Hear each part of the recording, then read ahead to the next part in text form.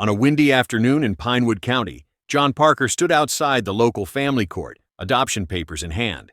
Townspeople gave him a bewildered once-over, a widowed white man in his late 40s, about to adopt two black boys no one else seemed to want. Their stares whispered, "He'll regret this." But John wasn't one to run from gossip.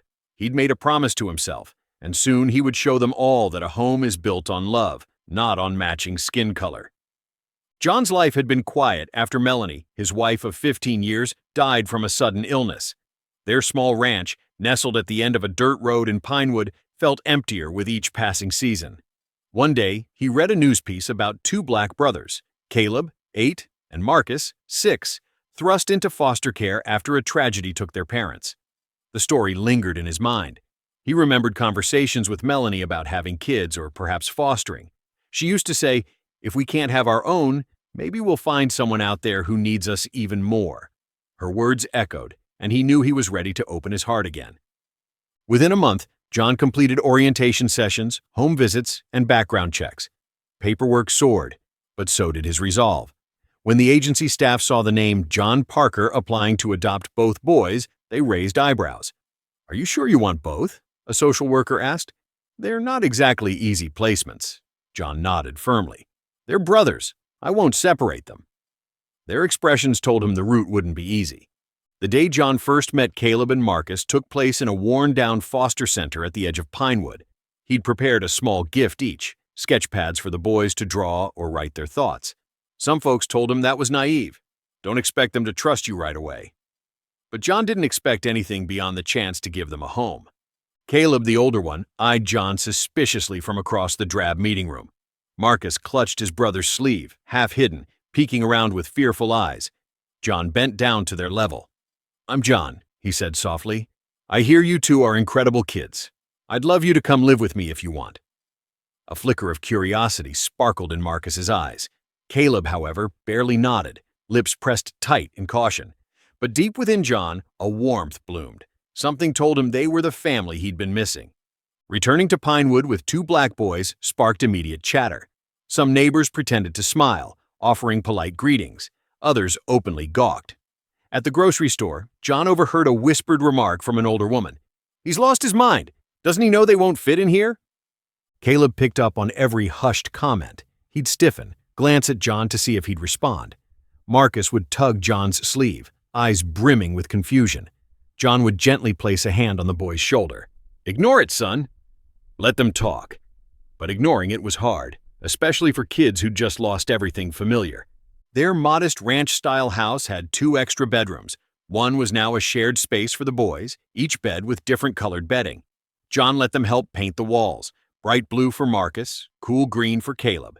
Each day was an adventure of learning, the boys discovering small routines, like John's morning cereal ritual, and John adjusting to fatherhood after years of loneliness. Late at night, Marcus would sneak into John's room, nightmare tears staining his cheeks. John would soothe him with quiet reassurances. "This is your home, buddy. I'm not leaving you." Caleb, on the other hand, was more guarded, rarely showing emotion, always watching. Yet John sensed he was desperate to believe in a permanent home. Over dinners, John would share stories about Melanie, about how she'd always wanted a family. Slowly, the boys warmed. Even Caleb started to ask questions about her, about their new school, about the yard where they could build a treehouse.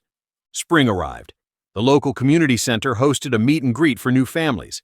John thought it a good idea to integrate the boys socially. But the reception was frosty. At one point, an acquaintance sidled up, forced a tight-lipped smile, and said, "You sure about this, John? 2 young black boys. They might bring trouble." John's blood boiled, but he kept calm. "They're my sons now," he replied. "That's all you need to know." Word traveled through Pinewood's grapevine. Some folks frowned upon cross-racial adoption. Others insisted John was in over his head, convinced the kids would eventually run wild or that they'll never be real family. The negativity hurt, but John forged ahead, determined to be a father to them, no matter the cost. When the new school year started, Caleb and Marcus faced curiosity from classmates and subtle prejudice from a few parents. One father glared when John dropped the boys off, muttering something under his breath. Another mother asked the teacher, "Are you sure those kids are placed properly?" The teacher, a warm woman named Ms. Whitman, firmly defended them. They belong as much as any child. Caleb joined the basketball team, hoping to find acceptance through sports. He was good, fast, agile, a natural point guard. Yet sometimes other kids refused to pass him the ball. The coach eventually noticed and gave him a leading role, prompting friction from a few parents. Meanwhile, Marcus excelled at art class, drawing pictures of a home that included John in vibrant colors.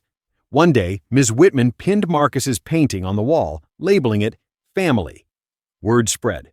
Folks realized these boys were no different than any others, and that John wasn't letting go.